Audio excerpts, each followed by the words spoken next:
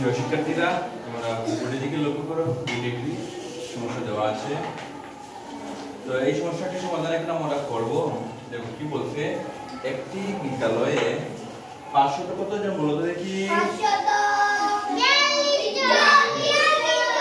ধন্যবাদ। 542 জন শিক্ষার্থী আছে।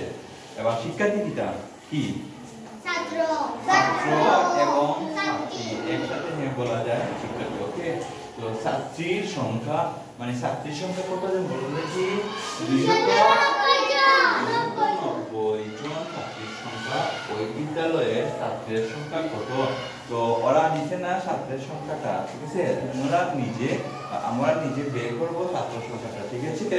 মানে যতজন শিক্ষার্থী আছে তা থেকে ছাত্রের সংখ্যা বের করলে বের হয়ে যাবে কিসের সংখ্যা? ছাত্রের সংখ্যাটা বের হয়ে যাবে। ওকে, তাহলে লিখতে পারি আমরা শিক্ষার্থী আছে 100 জন।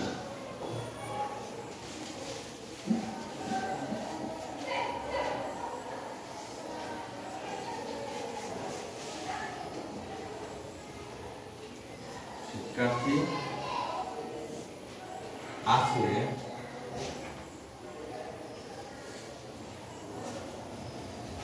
এবার বলো তো শিক্ষার্থী আছে কতজন? 542 জন। হ্যাঁ, তো এবার দেখো তো ছাত্রীর সংখ্যা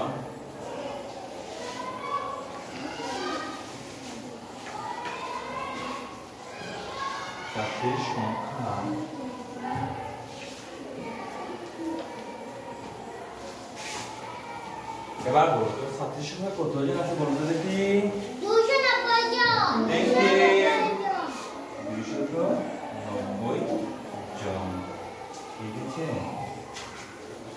হ্যাঁ, এখন কি হবে দেখো, তাহলে আমরা মোট শিক্ষার্থী থেকে ছাত্রীর সংখ্যা বের করলে কি বের হবে?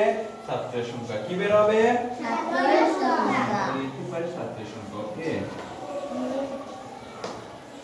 ছাত্রের সংখ্যা।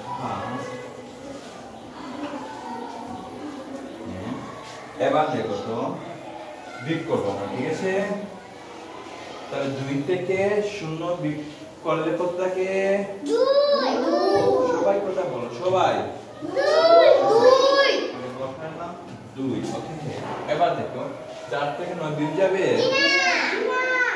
একজন বললে হবে বিয়োগ যাবে? না, তাহলে শতকে করতে গেলাম 10, ঠিক আছে? তাহলে কত হলো এখন? 14। ওকে, এবার বলো 14 থেকে 9 বিয়োগ করলে কত থাকে?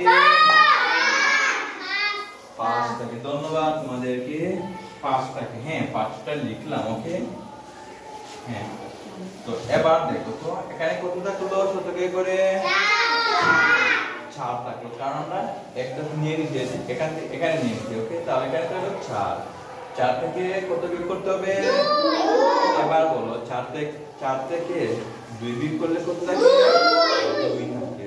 ওকে, তাহলে আমরা 2 বসালাম। ওকে, হ্যাঁ, ছাত্রের সংখ্যা এত জন। ছাত্রের সংখ্যা কত জন? 252 জন। উত্তরটা লিখতে পারো, ঠিক আছে? ছাত্রের সংখ্যা